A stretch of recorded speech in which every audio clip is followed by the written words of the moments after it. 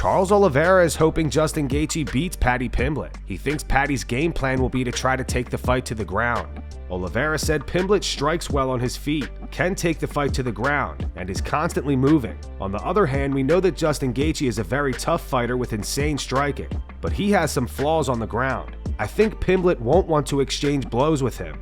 He'll probably try to take it to the ground. If he decides to exchange blows, he could be knocked out. But if he bets on the takedown, he has a chance to become champion. Still, I would really like Gaethje to come out victorious.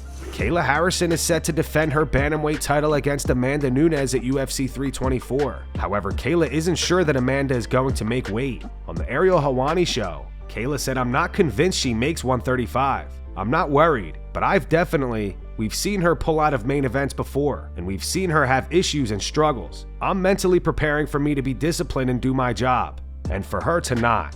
I think Amanda Nunes is going to come out hard, and I think I'm going to break her. I'm going to go out there, be smart, be calm, cool, and collected, and I'm going to impose my will, and I'm one takedown away in every fight." The beef between Ariel Helwani and Kamaru Usman has escalated. Recently, Ariel stated that he doesn't think Usman deserves the next welterweight title shot. And here's what Usman had to say in response on the Pound for Pound podcast. A person that will not be named in the show, but I guarantee you they could probably smell us from here. Damn. Well, let's just talk about this. He's got a big nose, Kamaru. They could smell us from here. But Henry, listen, why would we, as professional fighters, why would we go on these shows anymore with people who don't have G14 classification? Like, if you're not great, I don't want you speaking on my greatness. Don't start talking about he's not this and that, like, because now it's unauthentic. I have G14 classification said, unless he's averaging 28-15, I don't see him as a dominant big man. I can say that. Why would I be sitting there talking to you? Because you're just a glorified fan. The real journalists that have a conversation with us, Henry, before fights, and then they write about it, that's different. Not these people who are media personalities basically give their opinion. You talk about me to stay relevant. I don't talk about you. I don't care about you. You've been in the headlines, and it's a matter of respect too, Kamaru. I would take it as like, all right, man, I'm the big dog. I'm the sheriff in town. But that's why they're talking about me, Henry, because of that. Because I am the big dog. I am the name. That's why they are talking about me. Usman also recently posted this on X referring to Ariel. He wrote, "They were never qualified. That's why they're no longer invited to the events." Ariel fired back at Usman and reveals he has not applied for media credentials at UFC events since 2020. He also doubled down on his stance that Usman does not deserve the title shot. So this is the same old playbook. This is the same old playbook, especially from the ones who have no creativity, who aren't able to think on their own with any kind of good trash talk, and especially from the Ali crew. It's always two things. It's always big nose, and it's always he can't get invited to the events. When they don't, they've been in the fight game long enough, they would know that you don't get invited to these events as a media member. You apply for a credential and then they say yes or no. But that's a semantic. Obviously we understand they're trying to hit me below the belt, even though I've tried to explain and prove time and again that I haven't applied for a credential since March 2020. Izzy Romero pandemic hit. I was supposed to go to the Leon Nate Diaz fight, my last show at ESPN. Then I decided to leave, and on it goes. But they always go to those same two things because they feel like that's the best way to hit me. And then there he is, sitting there saying, I don't care about you. I don't care about your thoughts. Why should I care about your thoughts? But he's doing a video. He's clipping it off. He won't say my name, but he's going to tweet about it. He'll make some remark. Clearly, I have struck a nerve. And what is the nerve that I struck? I had the audacity to say that someone who hasn't won a fight, hasn't won more than 2 fights since 2021. He's 1-3 since 2021. He won 1 fight in June, and then his last win prior to that was a win in 2021, had the loss against Hamza, which I gave him all the props in the world for, and then the 2 losses against Leon. And I had the audacity to say that this guy doesn't deserve a title shot. I didn't say that he's a bum. I didn't say that he's a never was. I didn't say that he's one of the worst champions of all time. Obviously, I think George St. Pierre, and I don't think this is a hot take, is the greatest welterweight champion of all time, but I didn't make it personal. I didn't hit him below the belt. He's talking about my nose. By the way, I've been hearing about my nose since I was a kid, and I'm the one who leans into the nose. Tony Ferguson is leaning towards Paddy Pimblett beating Justin Gaethje at UFC 324. Tony previously lost to Gaethje in 2020 by 5th round TKO, the first defeat in what would become his current 8-fight losing streak in MMA. He also faced Paddy in 2023, losing by unanimous decision, which was his second to last fight in the UFC. In an interview with Uncrowned, Tony said, "Paddy's not bad, dude. He's very beatable, and Gaethje is very beatable as well. But when it comes to the passion, man, how exciting Justin Gaethje has always been about not getting that real title shot. They just keep dangling it right there. Paddy's in for a new treat. Paddy's the one who's never fought for a belt. He's going in there to try to get that, and he's going to feel a little bit fresher. He's going to have that excitement, in my opinion. So if I were going to try to place a bet, I would go with the new kid that's going in for the new opportunity, rather than the old kid who fought for the belt. It's going to go to Paddy, but best of luck for both of them. I hope they knock each other the f*** out." Belal Muhammad posted a video to his YouTube channel reflecting on his recent loss to Ian Garry. Belal thinks the eye pokes played a major factor in the loss and wants there to be more repercussions for eye pokes in MMA. We didn't see much. We got poked in the eye 3 times. What are you going to do, right? I said Ian was very smart at figuring out ways to win fights and understand how to win, and he understood poking in the eye was going to win the fight. Especially when you do it early. Especially when you don't get points taken away from you. The rules need to be changed. There needs to be repercussions. Otherwise, guys are going to keep doing it. What's the point? But no, Ian was pretty smart. We knew it was going to be, he's very good with his distance management. We knew he was going to be sticking and moving. Obviously, we pushed for 5 rounds. 3-round fight, you got to start faster. You got to start earlier. You got to catch him earlier.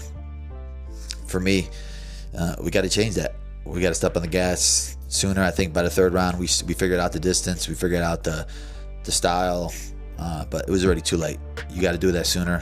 And also for myself, man, we just got to get better. You grow from these things. You get better from losses, right? But you got to learn. You got to get back in the gym, and that's what we're gonna do. Me and my team are going to watch it, get better, grow from it, but I still think we're one of the best in the world, and I can't wait to prove it, man. Israel Adesanya spars Mauricio Ruffy. Neither of them are currently scheduled for a fight.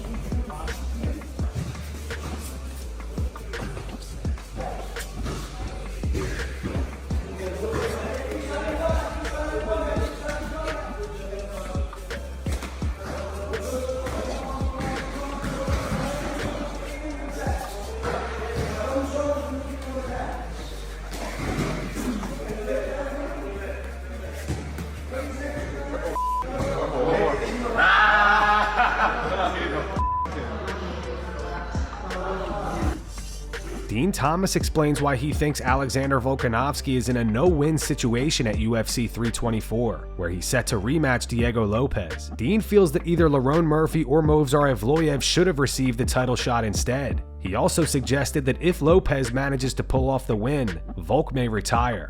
In an interview with MMA Junkie, Dean said, "I think Volk is in a no-win situation here. In a way, he's in a no-win situation because if he wins, it's like, hey, you just beat this guy last year, and there's 2 other guys that deserved it more than he does. I know who I think deserves a shot at the title, Lerone Murphy. Lerone Murphy, to me, deserves a shot at the title. He's done everything the UFC's asked of him, but he doesn't scream entertainment, and Diego Lopez does. And it's just in terms of flipping a fight one week, another numbered event the next week, you've got to go with a guy who's going to sell. I think it's important to Paramount to get off to a really strong start and get more people, and it's honestly better for the sport itself to have this fight as opposed to the meritocracy of Lerone Murphy, because he deserves it. I think if he loses, this might be it for him. He's a Hall of Famer. If he loses, this might be it for him. But if he wins, he's going to continue to fight until he loses. If he wins this fight, he's going to fight the next challenger, whoever that is. But if he loses, this is probably it for it. I think Diego does it this time. When you're 37 and already talking about retiring, I think a 34-year-old Volkanovski beats Diego Lopez 99 times out of 100. I think a 37-year-old Volkanovski, it's not as many. I think Diego gets him this time. Song Yadong trolled Sean O'Malley with a skit today. The two are set to fight at UFC 324. He posted this to his Instagram. He wrote, "Thank you, O'Malley, for celebrating my birthday with me."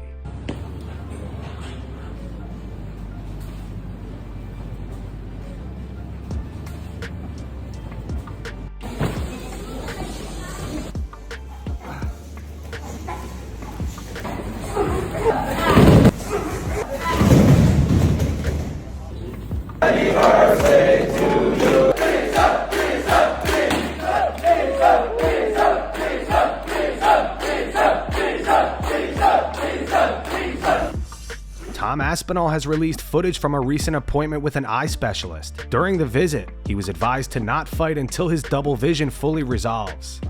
Follow the light all the way down. I'm trying, I know it's slow. Yeah, that's definitely. It's still 1, but if you moved it a centimetre that way, now it's 2. Yeah, so it's extreme gaze, right? Yeah, it's very obvious. So when he's looking up and in, the left eye is going up and in extremely well. Yeah. The right eye is kind of stopping. You see how the right eye is just not as high up as the left, and it's not as turning to the left as the left eye is. And that's a restriction. So the eye wants to go and he wants to track it, but the more I do this, the more he's going to start aching in that upper inner aspect. And what he's going to do is, if he's in a fight situation, he's not going to be dealing with it. He doesn't want the ache in the eye, and he also doesn't want to have double. So what he's going to do is tilt his head.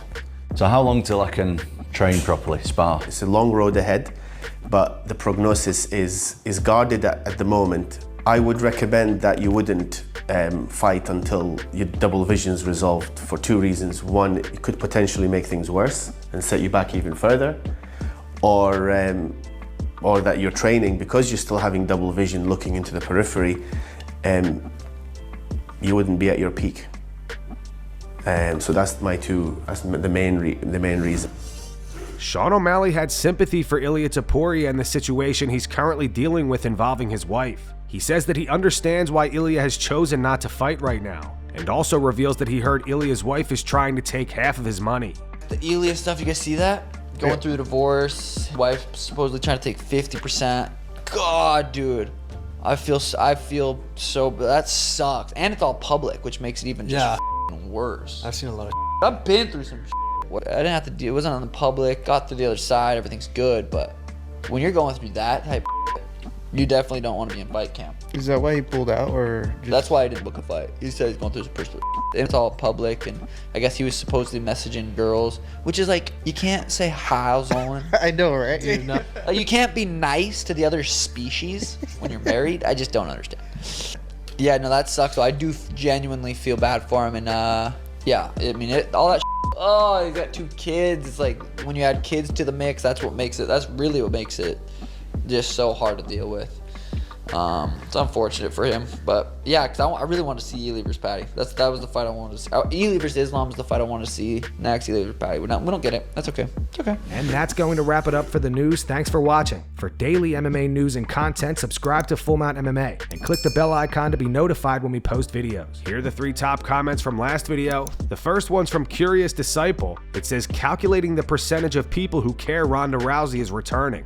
0%. The second one's from Tito Mag 415. It says, why is Chimaev even chiming in on Alex's tweet? Alex will probably fight at least twice before Chimaev even starts training again. And the final one's from Dr. Poopzilla. It says, Pereira pulling off being a 3-division champ would be awesome to see. Those were the 3 top comments from last video. If you want to be featured in the next one, all you have to do is comment down below. And if you missed yesterday's news, click the video on screen right now to get caught up.